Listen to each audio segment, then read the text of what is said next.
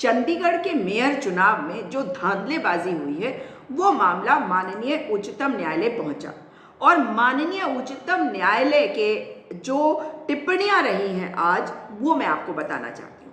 कुछ उम्मीद आपको लगेगी क्योंकि हाईकोर्ट से इस मामले में कुछ नहीं हुआ था। बहुत ही सख्त टिप्पणियां हमारे सुप्रीम कोर्ट के चीफ जस्टिस जो है Chief Justice of India Y Chandrachud ji ने करे हैं। दरअसल आपको याद होगा कि कुछ दिन पहले मेयर के चुनाव हुए थे जहां पर 35+1 जो एमपी का वोट था, किरण खेर का वो था।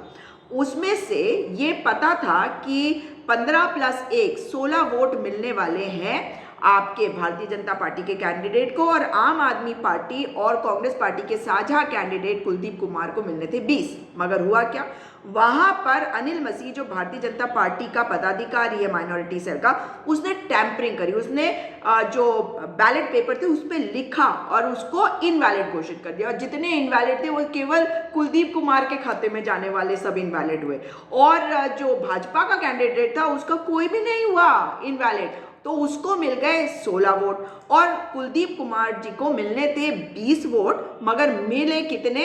जी हाँ, आप समझ सकते हैं, 8 वोट इनवैलिड, 12 वोट। मिलने थे कितने ज्यादा वोट और मिले कितने कम? 16 से 4 ज्यादा मिलने थे, 16 से 4 कम मिले।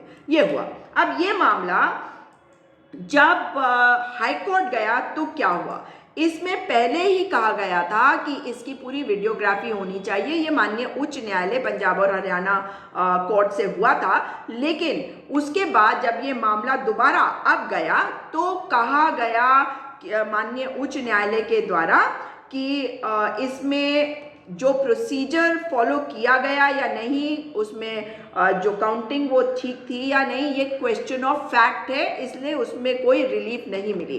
फिर कुलदीप कुमार जो हार गए थे सोनकर से, वो चले गए सुप्रीम कोर्ट और आज वहां पे जब सुनवाई हुई तो क्या कहा माननीय चीफ जस्टिस ऑफ इंडिया ने? उन्होंने कहा it is obvious that he डिफेस्ड the ballot papers. ये साफ है कि प्रिसाइडिंग ऑफिसर अनिल मसीह ने जो बैलेट पेपर्स है उसमें काटापीटी करी, डिफेस किया उसको। और फिर कहा is this the way he conducts the elections? This is a mockery of democracy, this is murder of democracy, this man should be prosecuted. ये Chief Justice of India DY Chandrachud के रिमार्क्स है। उन्होंने कहा ऐसे चुनाव कराए जाते हैं, ये तो मखौल उड़ाना हो गया लोकतंत्र का, ये लोकतंत्र की हत्या हो गई और इस व्यक्ति के विरुद्ध कार्रवाई होनी चाहिए, इसके खिलाफ कार्रवाई की जानी चाहिए। उन्होंने कहा कि इस प्रिसाइडिंग ऑफिसर को काम करते हुए देखकर he was appalled, the court was appalled। उन्होंने कहा why is he looking at the camera and running like a fugitive? ये कैमरे की ओर देखकर ये भगोड़े की तरह भाग क्यों रहा है? उन्होंने जब वीडियो देखी इस पूरी प्रोसीडिंग्स की, और उन्होंने साथ में ये भी कहा कि tell him that the Supreme Court is watching him। उसे कहो कि सुप्रीम कोर्ट उसको देख रहा है। और जब तुषार मेहता जी सरकारी वकील, उन्होंने अपना पक्ष रखा कि नहीं पूरी चीजों को देखी जाए। अरे पूरे देश ने देखा लोकतंत्र की हत्या होते हुए। They are simply appalled by what has happened. Your lordships may see the entire video. Your lordships may see the ballot papers if required or not. Is this behavior of a returning officer? Looks at the camera, defaces the ballot, and obviously where there is a cross at the bottom, he just keeps it into the tray.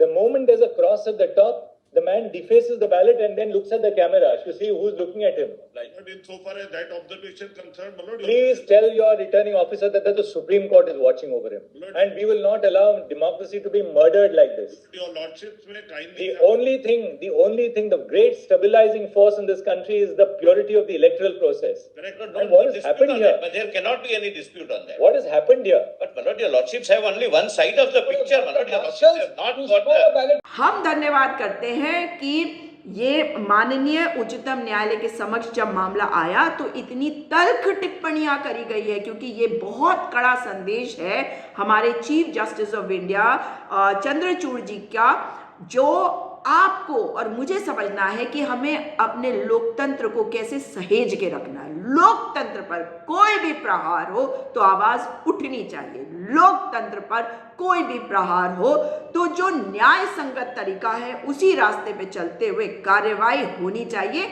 और उसके लिए हमेशा आपको आवाज उठानी चाहिए। अगर एक कोर्ट से आपको रिलीफ नहीं मिलता तो हमारा जो सिस्टम है 3 टियर सिस्टम, उसमें आप आगे बढ़ सकते हैं। माननीय उच्चतम न्यायालय की तरफ से ये तर्क टिप्पणियों के बाद अब देखते हैं कि इसमें आगे क्या होता है अगली सुनवाई में। मगर आज की खबर ये है कि बहुत ही सख्त टिप्पणी करी है माननीय उच्चतम न्यायालय के विद्वान chief Justice of India DY Chandrachud ने। इसके लिए उनका भी धन्यवाद और आप लोगों को भी इससे प्रेरणा लेनी होगी कि जब भी कुछ गलत हो तो अपने लीगल सिस्टम के हिसाब से आगे बढ़े, बुलडोजर सिस्टम से नहीं, हमेशा लीगल सिस्टम से, वैधानिक सिस्टम से।